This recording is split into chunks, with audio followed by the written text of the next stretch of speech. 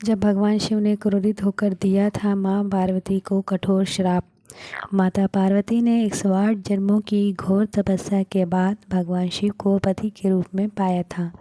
माँ पार्वती का भगवान शिव के प्रति अगाध प्रेम था।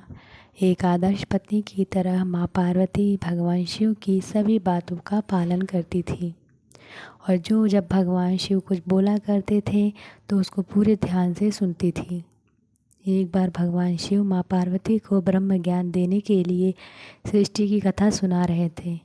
कथा सुनते सुनते माँ पार्वती किन्हीं दूसरे विचारों में खो गई।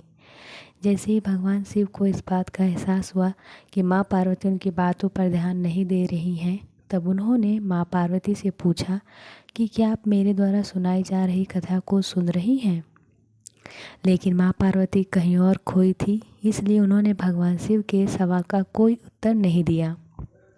कुछ समय बाद जब माँ पार्वती का अपने विचारों से ध्यान भंग हुआ और वे अपनी दुनिया में वापस लौटी, तब भगवान शिव ने क्रोधित होते हुए माँ पार्वती से कहा कि आपने ब्रह्म ज्ञान का अनादर किया है।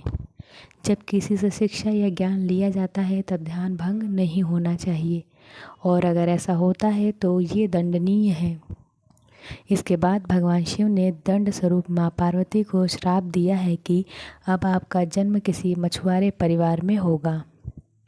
माँ पार्वती को अपनी गलती का एहसास हुआ, पर तब तक काफ़ी देर हो चुकी थी और भगवान शिव उनको श्राप दे चुके थे। अब दुख में डूबी हुई माँ पार्वती मछुआरों के एक गांव में पहुंची। इस गांव के मुखिया की कोई संतान नहीं थी। एक दिन वह मछली पकड़ने के लिए तालाब जा रहा था, तब उसको रास्ते में एक पेड़ के नीचे एक कन्या बैठी मिली, जो कि वास्तव में कन्या के रूप में माँ पार्वती थी। वह नन्ही कन्या पूरी तरीके से वहाँ अकेली थी, उसके साथ कोई भी नहीं था। तब मछुआरे ने इस घटना को प्रभु की कृपा समझा और उस नन्ही कन्या को अपने साथ अपने घर ले गया। माँ पार्वती उसी घर में कन्या के रूप में रहने लगी।